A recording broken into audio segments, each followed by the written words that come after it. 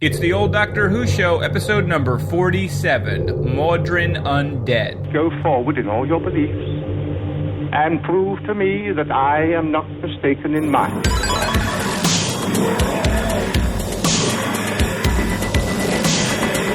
You couldn't control my mind before, and you certainly can't control it now. Would you like a jelly, baby? The TARDIS, when working properly, is capable of many amazing things. Reverse the polarity of the neutron flows, and the TARDIS would be free of the force field now. Well, the TARDIS is more than a machine, Stephen. It's like a person, you see. Resulting reaction, displayed. Are you ready? Welcome back to the old Doctor Who show, your classic Doctor Who review podcast. I, as always, am one half of your hosts. Your hosts split in two. The Siamese baby dreams of your heart. My name is Eric Grissom, and this is... I don't even know how to respond to any of that. This is my doppelganger. Oh, well, I'm Dan. Dan, and we're here to talk about Twin Peaks, because Twin Peaks is good. By the next time we do record this episode, the show will be over forever, and I'll be sad. No, we're not here to talk about Twin Peaks. We're here to talk about Doctor Who. How are you, Dan? I'm doing great, Eric. How are you? Good. I was going through our notes or news or whatever, and I don't think we have anything going on. There's not a whole lot of anything this time, guys. Right? I guess I'm gonna attribute it to August, and everyone is on vacation except for us. But I have a feeling that's not the case, and people just hate this story. No, I don't know. No, nothing this time. We had a embarrassment of riches in the last couple of stories, so. Yeah, I mean, even aside from viewer mail, but we don't have any news or anything that's going on. Oh no, that as well. Well, I mean, there was the mention of the companion for the new Doctor being someone who I don't know anything about. I don't know any of that news. Oh, this is just something I gleaned from the Twitters. Something about an older gentleman being her companion, and some people kind of pointed out, like, oh, that's interesting. You're having a female doctor, but then having a companion who is more like the Doctor has been. Yeah. This weird sort of gendery thing happening. I don't know anything about it. And I don't want to know. Let's be honest. I don't want to. Well, it's too late. Now you know. Let it come naturally via the story, Dan. Yeah. I've been clear on how I feel about that kind of thing. I don't think you mentioned it even once. Jump into the Mawdryn Undead here? Yeah, let's just do it. We'll jump right into this one. I got nothing else, and usually we rattle off for 15 minutes before we jump in, but we might as well hit the button, and because I got some stuff to say about this episode here. Oh, good. Let's do that then. Pop the button in, Dan. This will be a short one.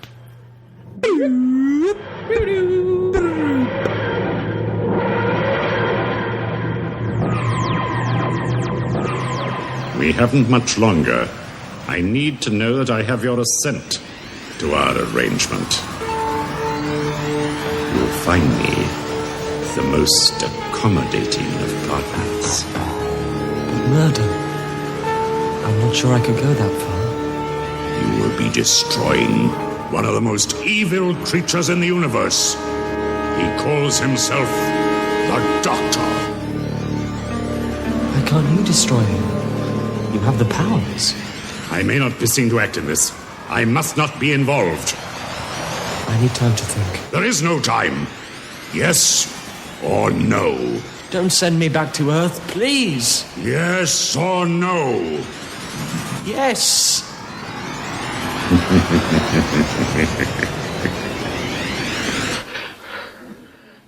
He's coming round. Steady on, old chap. You've had a bit of a knock. This is the Mawdryn Undead. This is written by Peter Grimwade, who you may remember had written Time Flight, not one of our favorite stories, but he wrote this one. It's directed by Peter Moffat, who we've also seen before and whose work escapes me, but I know we've covered episodes that he's directed. This is the third series, so that's on you. Just go back through our feed, and when I say Peter Moffat and I do some dumb thing about Stephen Moffat, but where are we? We're talking about the third serial of the 20th season. This aired in 1983. Yeah. The TARDIS is driven off course when it comes into contact with a ship that's locked in a fixed point of time and space, which causes some problems. The Doctor and Tegan and Nisa become separated in time, and both meet with different versions of the Brigadier. Both of them then have to uncover the secrets of the Mawdryn Undead, also the Black Guardian, also a precocious schoolboy who will stab you right in the face if it means he can get off the planet Earth. What did you think of the story here, the Mawdryn Undead, Deanne? I really liked this story, although it was overly complicated for reasons that I can't quite explain. But I overall liked it a lot. It was like a big Jubilee celebration of all things Who, because there was so many callbacks and references to previous things. I mean, this is the 20th anniversary season, so there's a lot of that happening in the season anyway. But yeah, just a lot of cool references, not just the Brigadier, and then the Brigadier will come back to this, but had like this flashback of his memories, which was kind of a neat thing, and previous enemies, because we're talking about the Black Guardian coming back. It was a lot of fun.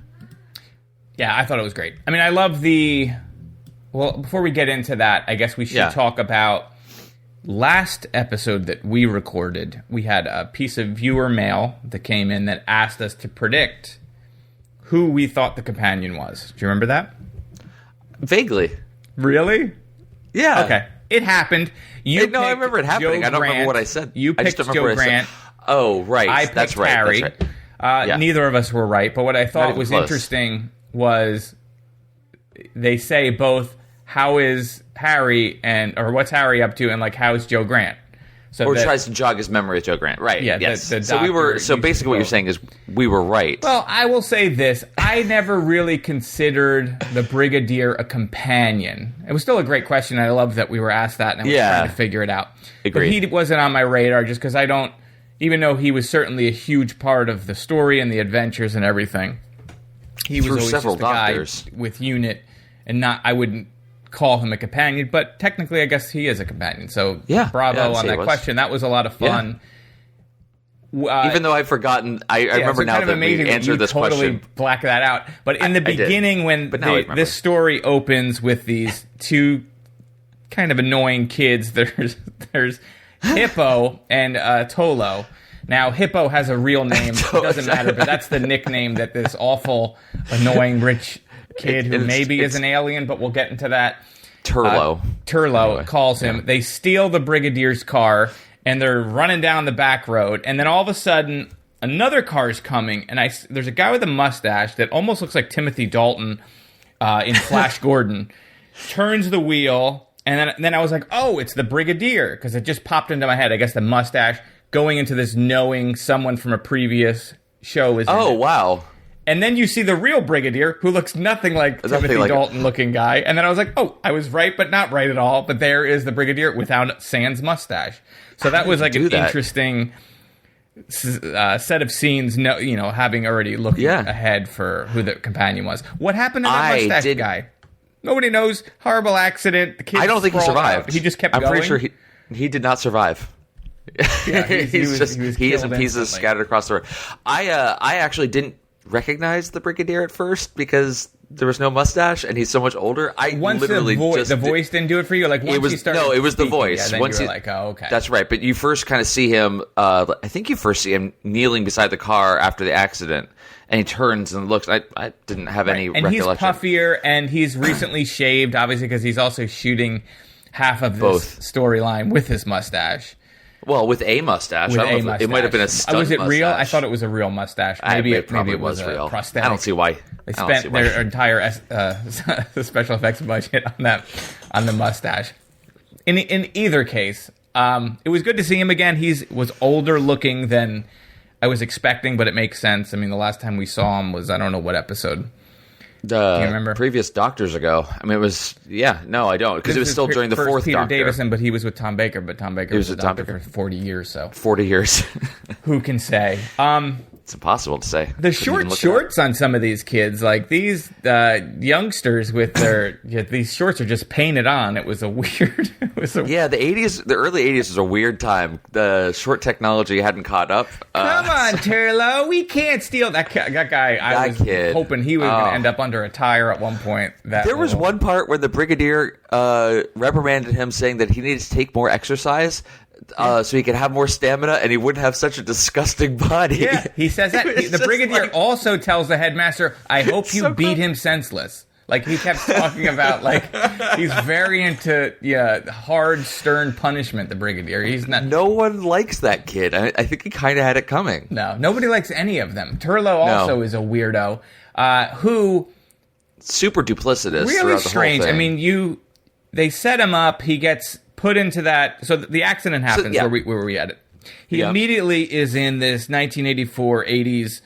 looking special effect thing, and then a dude shows up with a fake dead bird on his head. All right, this is cool. Did it not look like Ian McKellen, or am I just being British racist? Kind of. It was an I did not think of him, but I Ian can see where you got that from. I was like, who is this? I knew it wasn't extra. And I was like, this is cool. And then he's the Black Guardian, and we had never seen the Black Guardian, although we heard about him. I don't think... Did we see him in all of Key of Time? Key of Time. Yeah, well, in Key to Time. A key and time, and then... Time keys. Yeah, you put the word in between. But I know we saw the White Guardian, but did we ever see the Black Guardian? He just spoke through a crystal, right? Or it was a skull? I can't remember. No, I actually had to go back and look at this. So did you watch it again? Well, I watched a little bit. So this was in the final story of the Armageddon Factor, I think it's called. I didn't think we saw him, so I was happy that because there was the shadow character that he was controlling. I guess that wasn't actually the Black Guardian, and the Black Guardian had been posing as the White Guardian, so I guess you didn't actually see him in this at least in this incarnation of him, what he actually looks like. In any case, you can re-listen to our episode of Armageddon Factor, guys, in which case we will sound much more versed in the knowledge of the Black Guardian. I just want to remind our listeners that once we watch a story and review it, I immediately wipe it from my memory. Wipe it entirely. Dan can't even remember the question that we got about which was the companion. What question was that? Which was just 3 weeks ago. Exactly. I don't even know what question you're talking about. Okay. But my point is, so he's in this... Guardian. Yeah, he's in this special effects world, and Turlo says, I hate everybody on Earth. And I was like, I can relate to this guy. Yeah. But then, as it goes, it becomes clear that he's deaf. There's something up with him. He's talking in scientific terms. He's understanding concepts. Yeah. When he's in the spaceship, he talks about wanting to go home.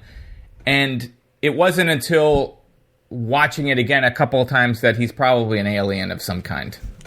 I did not get that meant to be implied. No, I didn't either. I thought that was meant to be implied from that first moment. But I took it the same way. It's just like, oh, you're so, I don't know, you're just so you're a disaffected youth and you hate everyone on Earth. I get that. That's totally. Yeah, I was like, but okay, I think it was supposed to be much more strongly suggested. I go back after I watch the story. I'll go and do a little research as well, and I read some other people's takes on the story just in case I missed anything. And it seems like everyone kind of got that, but me right away from the beginning. So I'm glad. I was going to ask you that as well. I didn't. There's obviously something is different about him, and they say like his parents are dead, and there's a strange solicitor in London. Who's the strange solicitor, Eric? Who is it? I don't know that he's an alien per se, but he's not normal. Right. But when he's talking about, in any case, I think this is the first time we're seeing him. He becomes a companion at the end. Spoiler. And then so. This is part of a longer story, so I assume his backstory or who he really is will become apparent in the next storyline. Yeah. Did you see it coming that he was going to be a companion? Not really. I mean, I didn't know if as we got towards the end if he was going to be killed or shown to be the backstabber that he is, or if the Black Guardian. I didn't realize this was a longer arc. This is part of, I think, like a Black Guardian trilogy or something. And if this is the first one, maybe we have two more stories. Yeah, I don't know. Plot line. We try not to read ahead as much as possible for the spoilers. I didn't know that a new companion was coming in this story, so I was surprised that actually I texted you at them. I was like, I just watched the final moment of this and screamed no at my television. I like Turlo. It's an interesting He's like an character. Annoying rich kid that would go to that school like that it would lie. He lies to everybody, like he's talking to the headmaster and saying that the other kid actually did it, and then when the other kid comes in, he goes, no, I took, he's just a horrible person. I think it will be interesting to have the character. It'll have an interesting effect on the chemistry of the companions and what's going on in the TARDIS in the future stories. So I am looking forward to it in that way, but I just wasn't expecting that. And we keep running into problems, or at least I feel we keep running into problems when we have too many companions in the TARDIS, because not everyone has enough to do. And this guy, at least he has this whole duplicitous, not really know what he's thinking, where he's coming from, going for him. But he's already got the same, knows so much about space and math and everything else, which is the same that Nyssa already has too. And that was kind of her problem with her and Adric, is it gave Adric nothing to do. I would say so I'm a little concerned about that. Right, I would address your concerns by saying I don't think he's going to be companion for much longer than the first episode of the storyline. I think I don't want to know. He'll be outed and become a villain. I don't think we're going to be sitting with him for a long time. The way do you know that, or are you just guessing? I don't know that. I don't know anything. I have no idea what's going to happen. But yeah, me neither. My take is his role as quote unquote companion is going to be short lived. That would be that's what I think. Fine with me. We will find out when we get to the terminus, right, or terminal, or something. Terminus is next. It's coming next. So that was our review of Mawdryn. I got more. I got so much more to say. Please I love the music was like rocking. It was like the guitars just starts picking up. Did you notice that? It's like very aggressive, cheaper sci-fi sounding music. Yeah, you got that 80s Carpenter sort of dun, dun, dun, dun. Yeah. Except for the moment when they are driving that jalopy down the road, and it is just the worst incidental music. Yeah, that's weird. It's kind of like slap happy. It was terrible. There's some moments where you're like, what? Wow, that was real bad. But the rest of it was actually pretty good. You mentioned the plot being convoluted, or you weren't. Were you not following certain parts of it? I sort of think I have the whole thing connected. No, I think I followed it for the most part. There one thing that actually kind of stood out to me, and I don't quite understand how this happens, is so the Black Guardian strikes a deal with Turlo and says, if you do my bidding, I'll get you home, or I'll get you off this planet. Great. So he's going to do that. Excuse me. So he instructs him to go to the obelisk, which is, up this hillside away from the school. Go there, wait for me. So he and his fat friend. The base of the urn. Yeah. So he does that, and then that disrupts this cloaking devicey type thing, right, and reveals the transmat capsule. So how did the transmat capsule get there? Why is it there? That came from Mawdryn. So Mawdryn, if you remember, travels via the transmat capsule from the ship into 1977. That was the one. It had been sitting there. Okay. Right. And then they take him via the TARDIS, leaving an empty transmat thing, right? Yeah, as soon as you say that, of course that makes sense. Okay. Because they see it in 1983. It had been sitting there since 77, hidden. Which I thought was the coolest part about... I really found this, and why I really like this story, is I found it very inventive in that we haven't really reviewed a story, and maybe there's a previous classic Doctor Who which does this, where you have the same location and two groups of people doing things in separate time, periods of time, towards the same goal. And I thought that was very cool. And you have the Brigadier existing in both places, helping them. And that was great. I thought that was very, very cool, the way that they did that. It was a clever kind of like braiding of the storylines back and forth each one kind of propelled the other side of that story, which was kind of cool. You had the bit of the Brigadier not quite remembering what happened, but the Doctor's able to get some memories out of him in order to figure out what had happened 6 years prior, which is what was happening at the time with Nyssa and Tegan. So it was a pretty clever way to do that. Do you think it was a little strange that they immediately assumed the guy that looked nothing like the Doctor, that had no pants on, I'm going to let that go. He had no pants on, and there's lots of shots of his crotch, and it's like, what? Okay, whatever. That he's the Doctor. It's not the same voice, not even remotely the Doctor. Now, you can argue they've seen regeneration, so they're expecting him to change. But every time he does change for a regeneration, it takes like 3 minutes to go back and forth before they realize. But they buy that it's the Doctor immediately when they see Mawdryn. It doesn't make any sense that they thought that was him. And when they see him, they don't think it's a regeneration. They just think he's horribly burned. They're not explaining it away like this must be the Doctor, even though it doesn't look like him. Yeah, Mawdryn is the one that later. says it's a regeneration. Exactly, and it's not as though they saw him they saw him inside the capsule, like him, and it doesn't sound like it's like you can't. It's just why is there a strange burned man here? Like is what should have been the exactly. If the makeup had been, but then they wouldn't. Yeah, they wouldn't even thought it was. Why didn't he have pants on? He has no pants on. It's just they keep doing that crotch shot. It was very uncomfortable. What was really distracting was the makeup stopped right underneath. Yeah, so every time it moved, it was like, ooh, pasty white gross. Just dude, just do the whole thing, then put the loincloth on.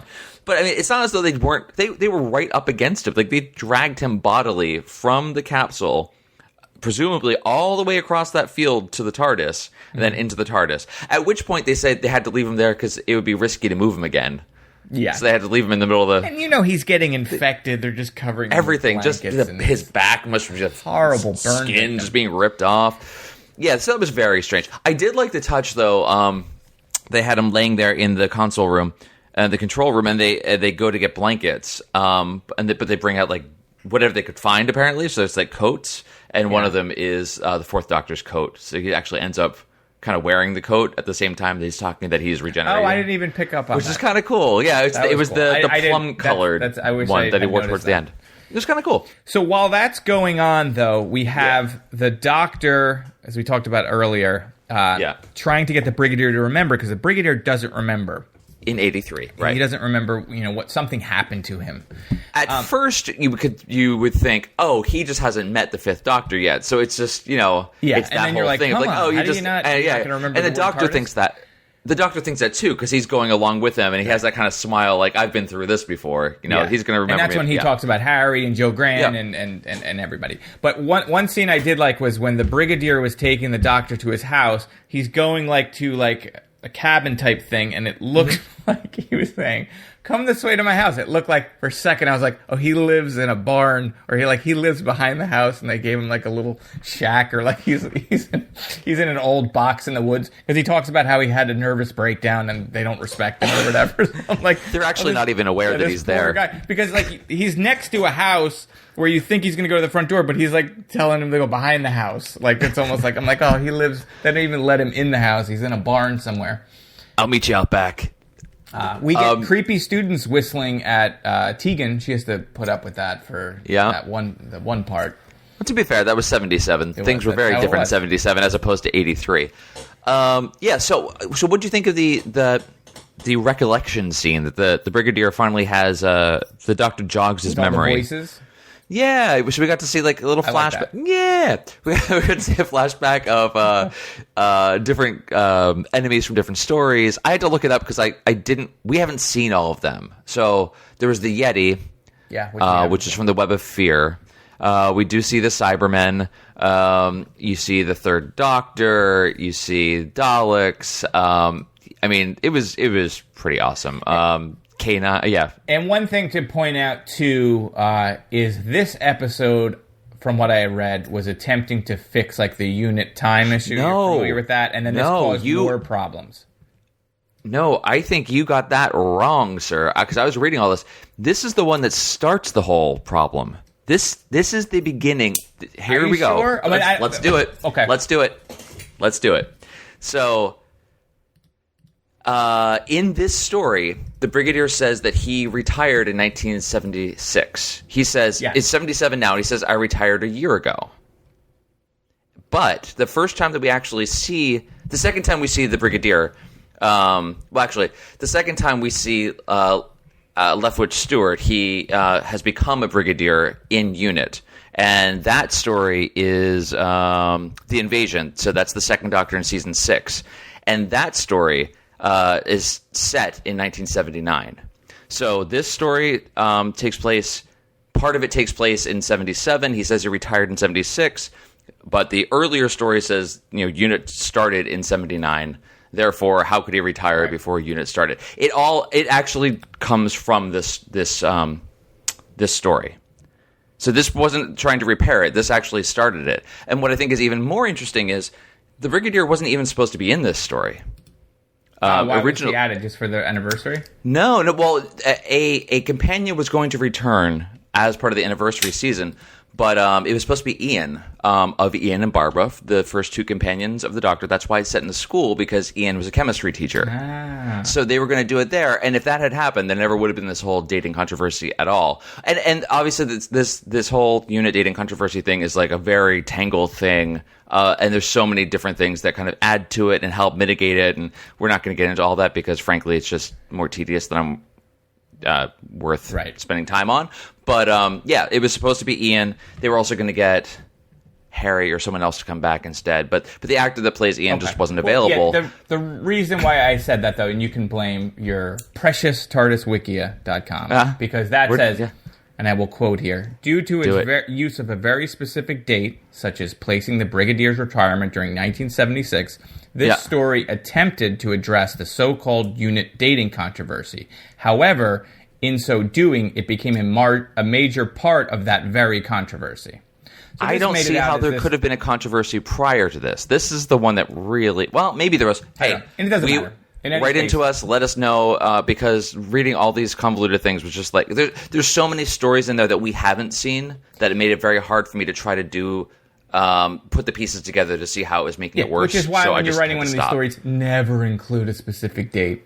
Or don't say 4 years ago I last saw you or whatever. Like, it doesn't. You're just going to get yourself into trouble. Which they had done through. I guess maybe you're right. Maybe there was a controversy with this dating previously. I think there was some stuff with Sarah Jane as well, and whatever. But they had gone a long period. I think we talked about that too when something wasn't adding up, and that was part of it. But that's right. That's true. So maybe they were trying to fix it, but I don't know why they would bring in the Brigadier. I'm glad they did, because the Brigadier was awesome. Oh, no. And both versions of him were great. Totally agree. I'm sorry. What I mean to say is they shouldn't have brought him in order to try to fix this. I am super glad they brought him in to this story. I think he was much better than Ian would have been, but to be fair, we only saw a couple stories with Ian, and we saw a whole lot more with the Brigadier, and he's just such a great character. It was cool. Yeah, it was a surprise, and I'm glad that I didn't know. I mean, I knew there was a companion was going to be here, but I didn't know it was going to be him, so that was cool. He had so much to do in the story as well. I mean, just in terms of as an actor, he had the 1977 version of himself. Yeah, he carried the story. Like, he was a major player through both timelines. Otherwise you're alternating the Doctor and Tegan and Nisa, the Doctor, Tegan and Nisa, but the Brigadier is Brigadier all day long. It was Brigadier all day long. Brigadier with a mustache, Brigadier without the mustache, Brigadier with a little pepper on the side of his hair, a Brigadier all black. Like, they had little tweaks to his appearance to sort of change the look of his age between 77 and what was the other year? 83. So 6 year difference. He went pretty gray and balding in 6 years. It was a rough 6 years, to be fair. He had a mental breakdown, so. He was cool. Now, what did you think of the race of Time Lord wannabes? Which is funny because his other friends who had. I don't think there was a mention of. I don't think there was an actual mention of their race, which was interesting. I was trying to find that. It was a cool idea that they had tried to steal Time Lord technology, and in so doing, had kind of doomed themselves in this way. Yeah. Now, do you think the brain on the outside, which is going to be causing lots of problems and very itchy, was that a result of 3,000 years of mutations? Or is that what their normal race always had, that brain on the outside?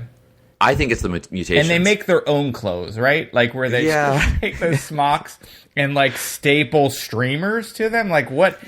That was... Actually, there's just one guy, Bruce. It's not as looking as you think it is.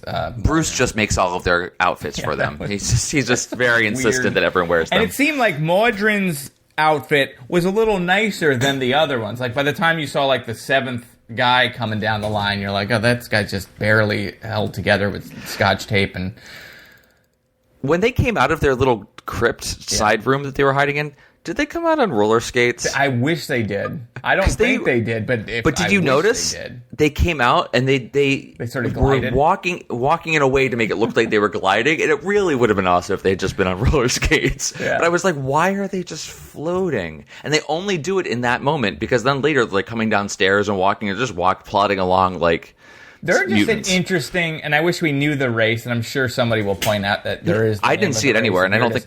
But they're such Time Lord wannabes. Like, not only do they want eternal life, but even the trans Matt is itself like a TARDIS. It's bigger on the inside. It Yeah. sort of has its own relative dimensional aspects to it. So it was like they're the ultimate sort of wannabes that messed it all up. So I thought that was cool. There is a lot going on in this. As much as I did like this episode a lot, but you've got the Black Guardian, you've got Turlo, and then you sort of have this other plot. And in a way, the Mawdryn and their motivations and how they fit in the story took a little bit of a backseat. You know, it wasn't always... I don't know, other than him tricking them, there wasn't like a huge threat from them. It was like the Doctor had to fix them until they poisoned... You know, I guess that was the third episode or whatever. They become, or they're able to contaminate Nyssa and Tegan. So I'm trying to remember this. So what were they actually infected by? Because what's going on with them is a result of mutations due to them trying to use the Time Lord technology. I think the Doctor says at one point that the mutations cause some sort of viral something. Yes. Okay. I didn't remember whether it's an airborne thing or whatever. Okay. Oh, no, I think they explain it by saying because Tegan and Nyssa carried the burnt body of Mawdryn and the Brigadier didn't, somehow it infected them. But it still doesn't make sense because how did they get cured? The Doctor was going to give his lives, essentially, to... And they make a point of saying, I can only regenerate 12 times, and there's X amount of you, and then I'll use up all my regenerations. They just added 2 more to the mix, and somehow they would have been fixed... I don't know. I was waiting for them to say, like, so it would have taken his last 8 regenerations to save the 8 scientists, but then there's the 2 of them, Tegan and Nyssa. So I was waiting for them to have a moment to figure out, like, well, which 2 scientists, like, draw straws, who of you are not going to get fixed. And how great was Tegan and Nyssa in old lady makeup? And Tegan and Nyssa as young kids, and for some reason Tegan loses her Australian accent, but okay, it's fine. Some producer's kid is getting a moment to shine on set. No, it's well known that Australians grow into their accent. Oh, I did not know that. Yep. Everyone knows that. Yep. So how that... Okay, so this Time Lord technology was the metamorphic symbiosis regenerator, of course. So this... They said it was the device used to help a Time Lord when they're in a regenerative crisis, which is a thing that they talked about before. Yeah. That's why the Doctor had to be in the Zero Room in a previous story when Peter Davison regenerates. Anyway, so this is supposed to help them, a Time Lord, whenever they're having a regenerative crisis. Why...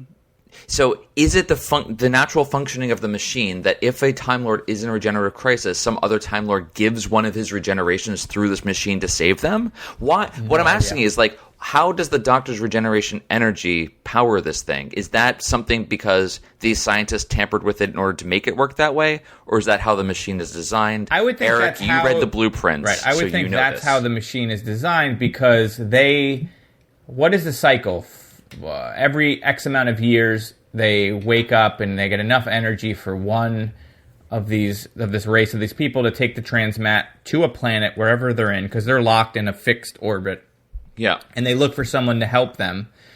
And once again, they find no one to help them. So it's not like they're specifically looking for a Time Lord, right? It's almost like it's a random. Please help us. We don't know how. So I don't know if they would because they have all of eternity to do it. Yeah, so I didn't know if they tinkered the machine specifically waiting for the one time they'll get a Time Lord. Yeah, I don't know. That's what it does. It's able to maintain regenerations and aid with regenerations, and part of that is taking regenerations from someone else. That must be the case. But then, if they weren't specifically looking for a Time Lord, how did they expect to get help? Right. Yeah, that's also the only way. They were just out of options, so they were just calling for help. Call for help. Yeah. Just for the rest of eternity until they found a Time Lord. Anyway, it was. Yeah, that was interesting. I like the one thing though with the Tegan and Nyssa, they did become like meth after photos, which was I wish you could see like Tegan and Nyssa normal and then Tegan and Nyssa as old ladies, and it was like, please don't use meth. Their teeth are missing. The family won't speak to them. This is what happens when you reverse the polarity of the neutron flow. Going back to the the scientists, their brains being exposed. I think that's part of the mutation. Does that also explain their eyebrows that they have to tuck behind their ears? I don't know what's going. They are hot messes. Like there's nothing. They're like disgusting people too. Like he just not only the brain, like he's just kind of annoying, and they're all annoying, and they all dress the same. They look like what is that band? The Polyphonic Spree. It's like all of a sudden the Polyphonic Spree is stuck in space with you, just as annoying, with streamers taped to their gowns. Yeah, I found them incredibly irritating. That's what I mean. Like they weren't like a villain. They were these annoying wannabe types that were just more a nuisance than they were a threat. Even they definitely were contaminate, Tegan and Issa, as we said. They were villains, and they did contaminate them in order. And it felt like they were contaminated in order to keep them there. Or I don't know. I know that wasn't really the case, but like that was the function of it. It's like, oh well, you guys are stuck. You're going to have to help us if you want to get away again. Yeah, somehow it's almost like his plan, but was it his plan? Because I don't quite see how they carry an unconscious body. But I also like the Brigadier who has this homing device that is able to track the TARDIS that he's given to by Nisa or Tegan. Mm-hmm. He keeps it like in a box of other just circuit boards and stuff, like wires. Why does he have that stuff? Is he building a bomb because he hates that school so much? I don't know. He's got some darkness in his heart. So the Black Guardian uses Turlo as his agent to cause this havoc. He says it's because he can't be seen to be directly. I had that as in my notes too. Like, is there a higher level of authority that he can't violate because the White and Black Guardians aren't supposed to interfere? I was wondering, is it he didn't want to be seen doing this because that would tip off the White Guardian, which is his counterbalancing force? Maybe. Or he didn't want to tip off because he and the Doctor obviously have had their previous history, and when the Doctor was escaped from him in Armageddon Factor, he put that randomizing circuit in the TARDIS in order to throw off the Black Guardian so he couldn't find him again. And then he finally removed the randomizing circuit. Right, and now but I wonder, so he didn't want to be seen directly coming at the Doctor so as not to tip off the Doctor that he was onto him again. I don't know. Like, it was very unclear. I didn't know if it was like an Uatu the Watcher type of situation where the Black and White Guardians are not allowed to interfere, but clearly the White Guardian reached out to the Time Lords or to the Doctor to find the missing keys of time. So that's not that was actually true. Yeah. You may be right. I mean, that seems plausible that doesn't want the Doctor to take off again or randomize his thing. I don't know. Yeah, I don't know. It's kind of weird.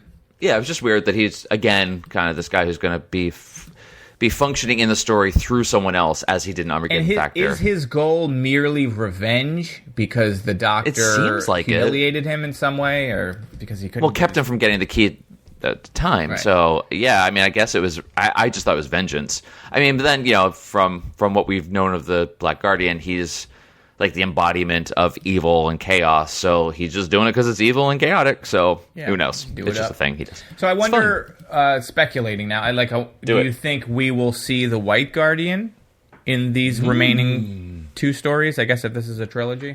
I didn't even know it was a trilogy. I didn't know there's an arc here. Yeah, I think it's called the Black Guardian Trilogy. Although one of our listeners did tweet at us that this... and I didn't quite catch it at the time because I wasn't actually aware that this was going to be a series of stories. But he said that it was a good arc. So I guess there are a few more. Yeah, it is. So it is called the Black Guardian Trilogy. It's this story, Terminus, and then Enlightenment.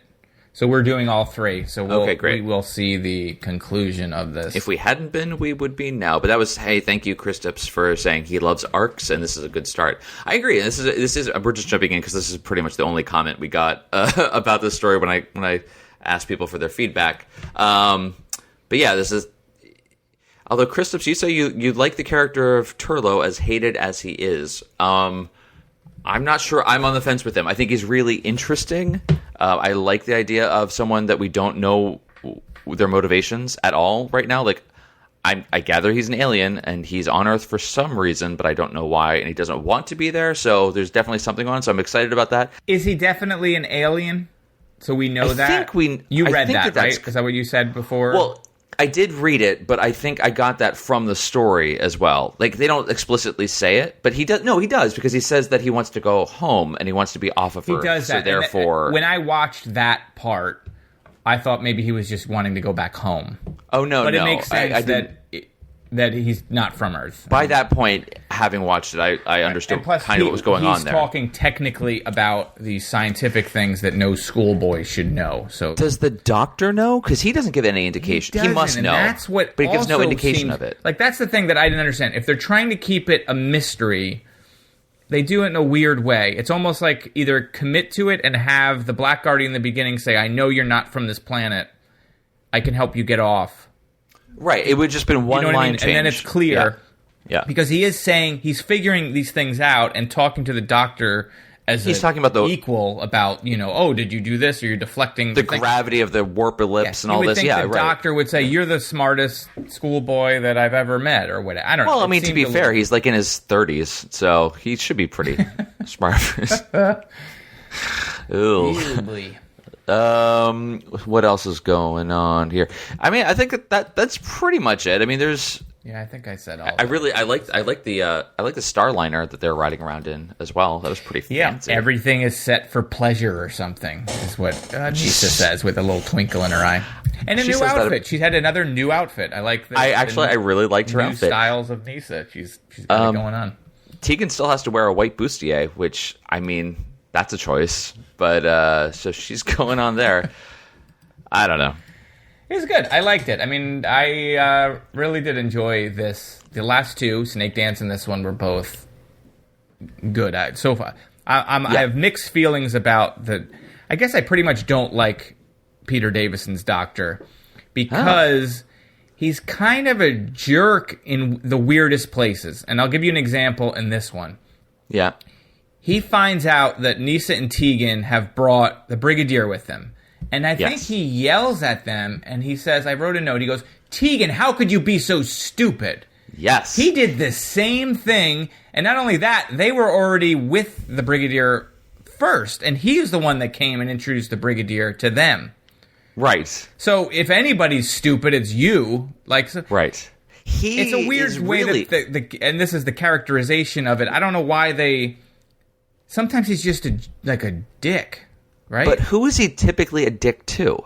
Tegan. It's Tegan. Right. So it's it's just I don't know why they keep doing this with her. Like, why bring her back again? Why keep this sort of dynamic only it's a with weird her? Dynamic. And even if he's going to be a weird kind of dickish curmudgeon, fine. Right. And be that way with everyone. Yeah, she's a dick to him too. She's also totally. like anytime what do you messed this up again, or you don't know what you're talking about, or you sound just like so they don't like each other. It really doesn't seem like it. She just went through this horrible thing with the Mara, oh my gosh. And she just wants to go to Earth, and they're like, "Come on, get over it."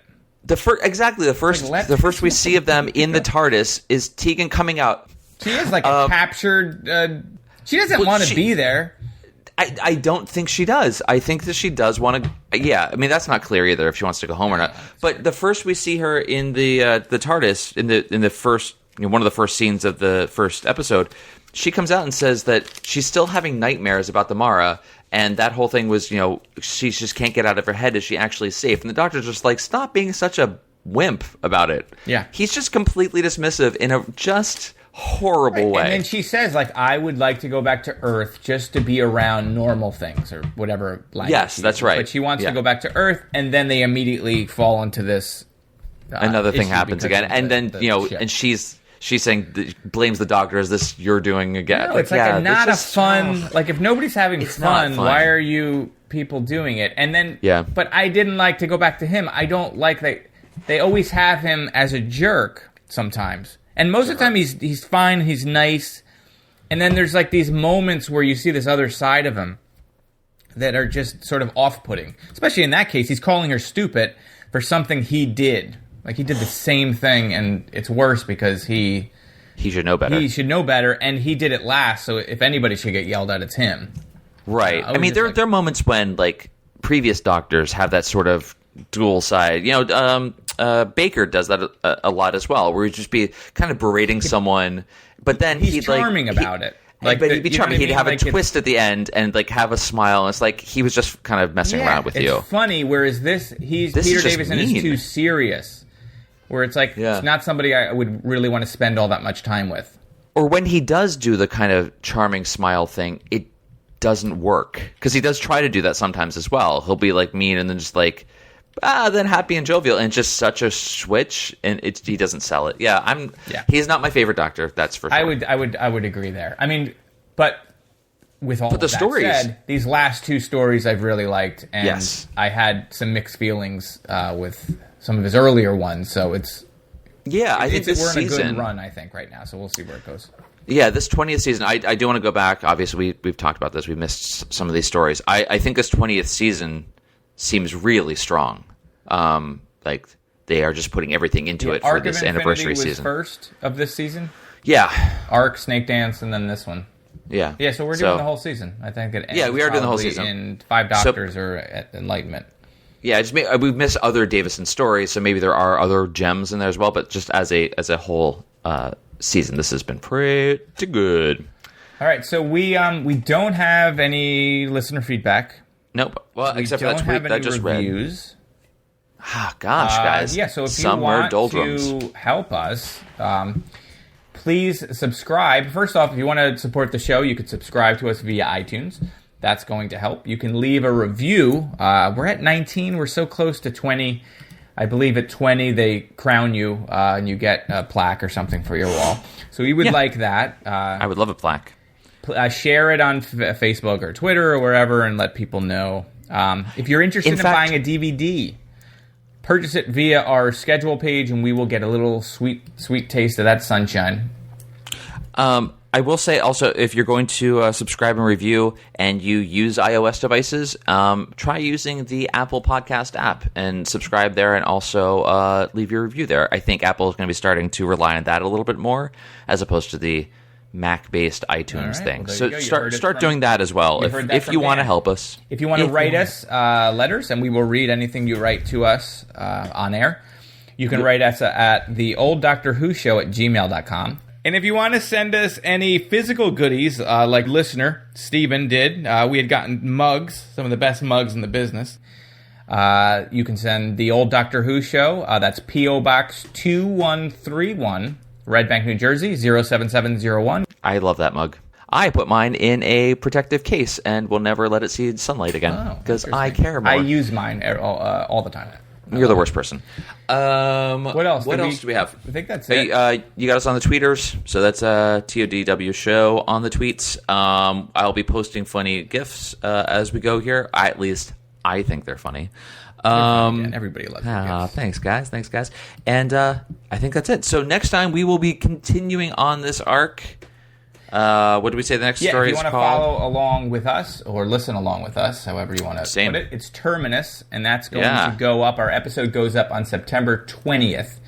So please watch the episodes before then. If you want to write your feedback or a question or whatever and you want us to talk about it on our next episode, you have to get that to us by the Saturday before. I'll try to be better about reminding you guys on the Twitters. You can send it out on Twitter or Facebook or email us. Email is probably the best. But this is the longest we've talked about all of our social stuff, so let's... All right, we're done. I think we're good. Cut it off. All right, people. All right, buddies. Thank you for listening. We will talk to you soon. All right, we're done. I can't. You're done. You're gone.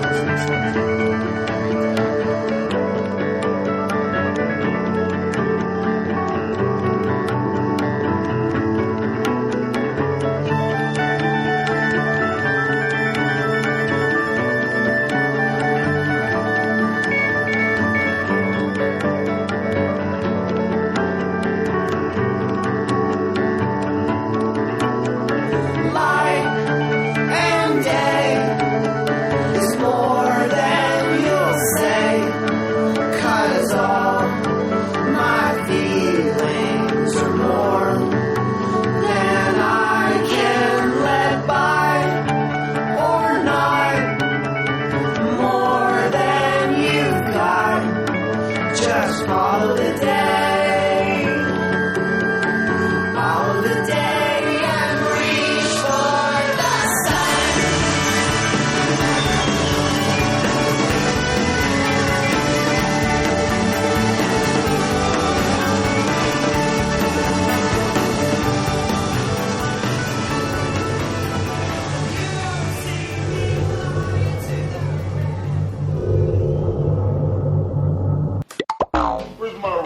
but, you know.